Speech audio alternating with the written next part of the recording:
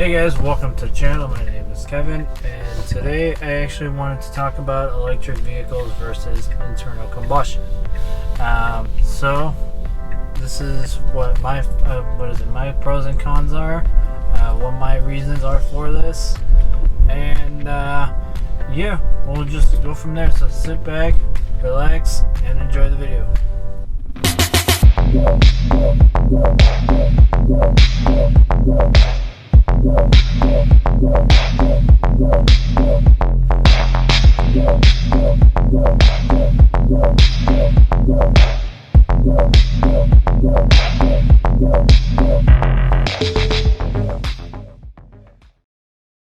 So, with that being said, prior to making this video, I'm pretty sure you guys have noticed there has been a natural transition between internal combustion engines and more towards electric. If you notice, within the past couple of years, a lot of states have imposed laws saying that they wanted to ban internal combustion engines and have everybody switch to electric. So now, granted, having me drive a fully electric vehicle and an electric bicycle and electric scooter, I'm honestly pro. I'm honestly pro EV, but I'm also, believe it or not, I'm also anti-EV as well. What?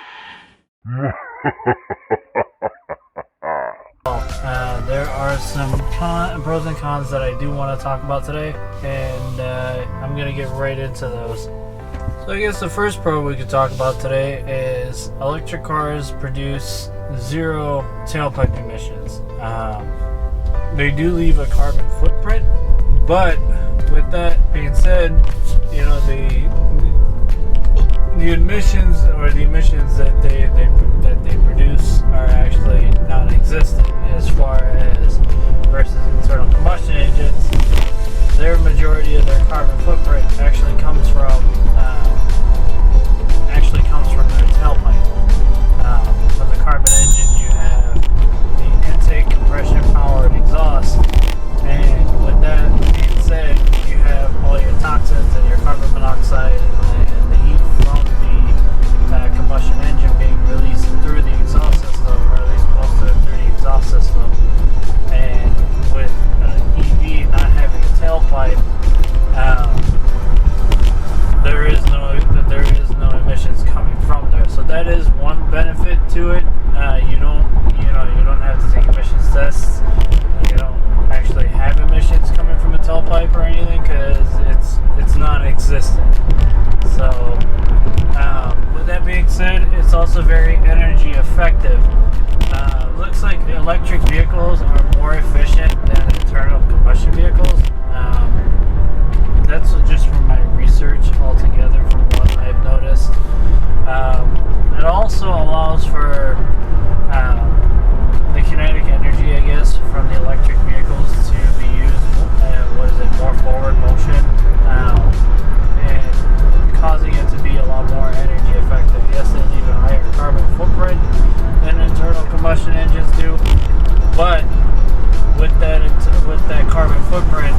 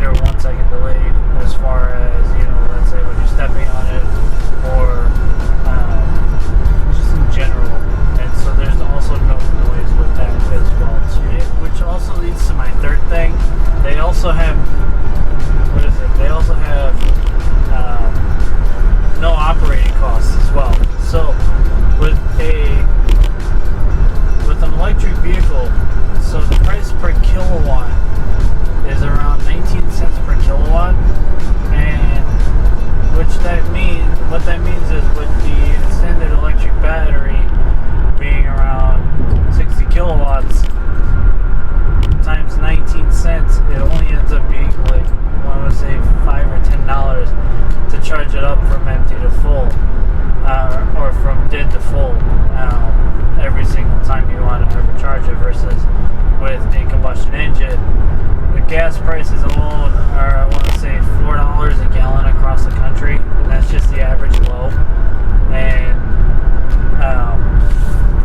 with that being said, $4 a gallon times the average standard tank, which is around 15 gallons. If you take the average between a full-size SUV or a truck and you have a compact car like a smart car, the average ends up being 15, 16 gallons.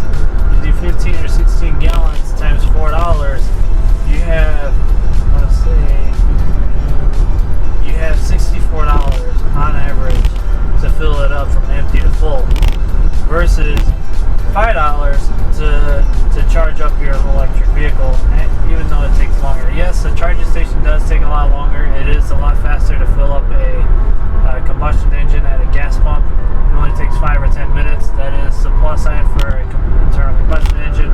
But to go see those same 300-400 miles in an internal combustion engine versus an electric vehicle, the EV does take a lot longer to charge up than it does to fill up a gas tank in a combustion engine.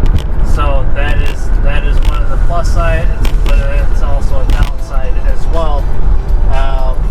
Also, which leads to my last and final thing as far as pros go. So with technical advances, pretty much with the advancement of EVs, it's also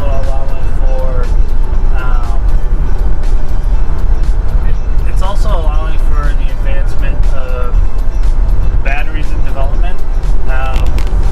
With this push of, I guess, with EVs being out on the road, I did notice that there is an advancement in developing batteries and whatnot, developing more sustainable, reliable batteries and charging. Kinetic energy with the electrical infrastructure overall is being, looks like it's being developed at a much better rate altogether.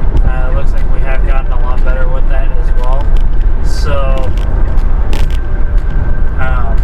that's also that's the pro that that I've noticed as far as with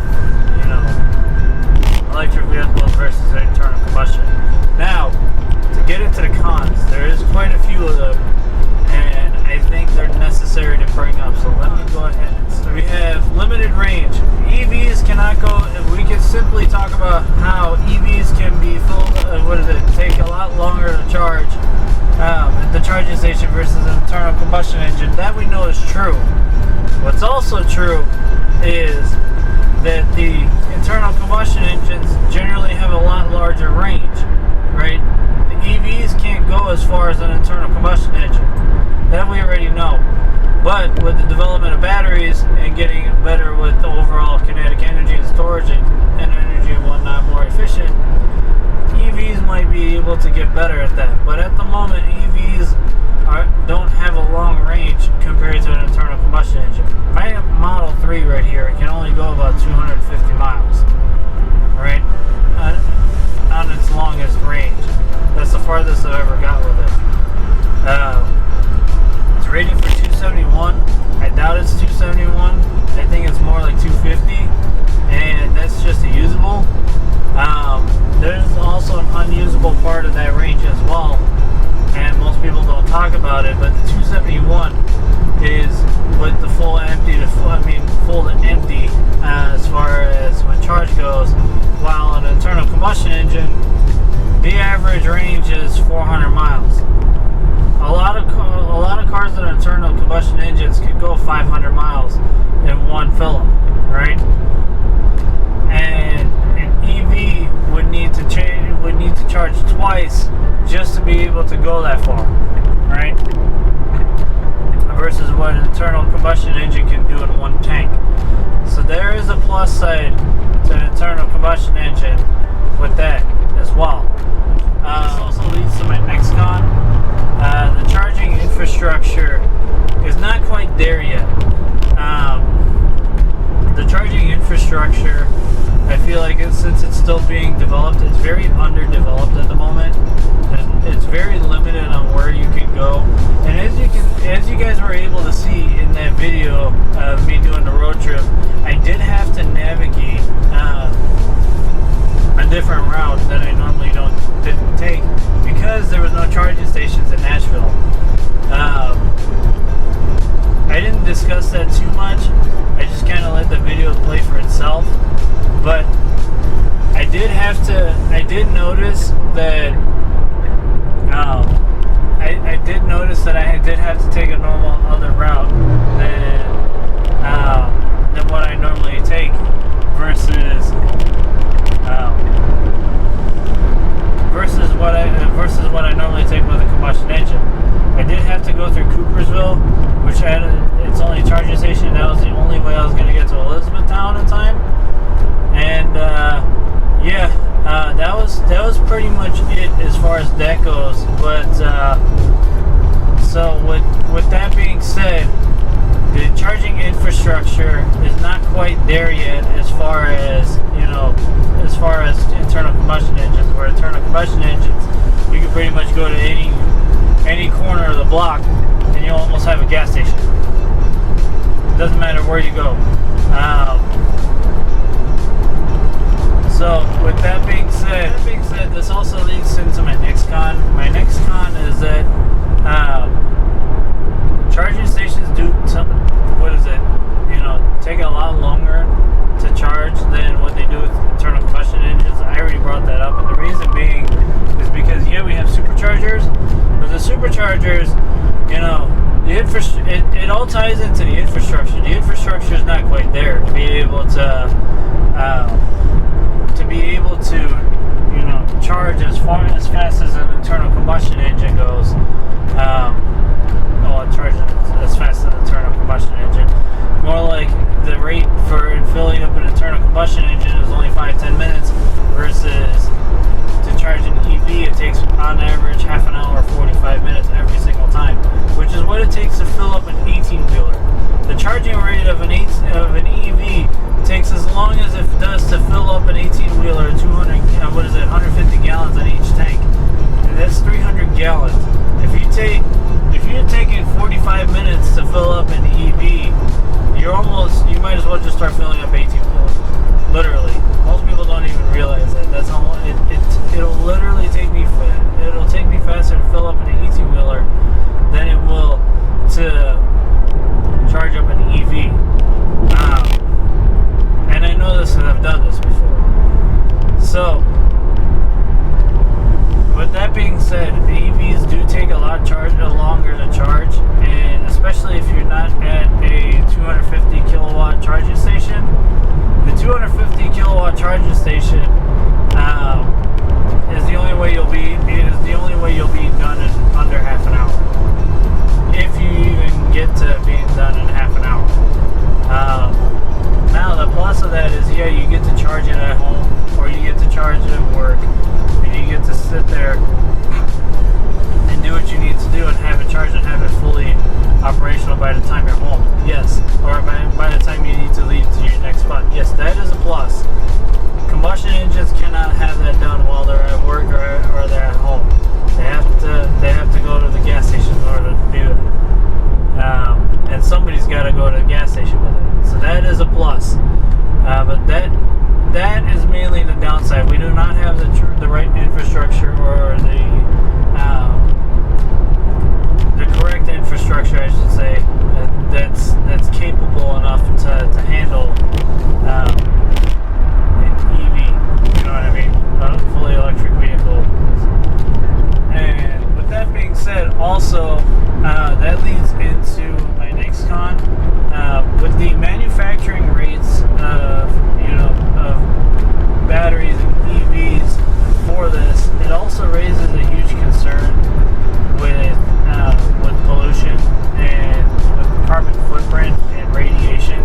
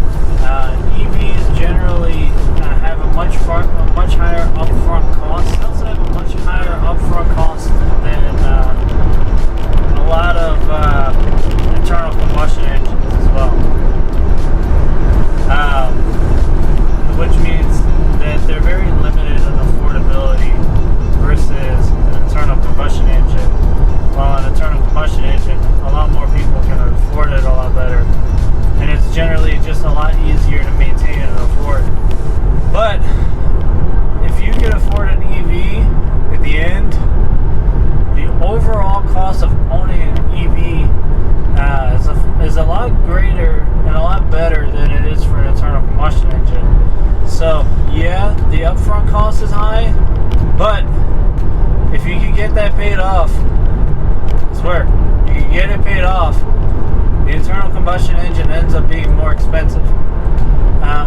If you write the cost down and whatnot, figure out how that all goes, guarantee you the internal combustion engine is going to be a lot more expensive than the EV in the end. And it is proven to be true. So those are my reasons, guys. So sorry about that. Traffic is building up, but yeah, those are my reasons. If you want to see more, definitely click subscribe and like and rate the video. And I'll see you guys in the next one. So take care.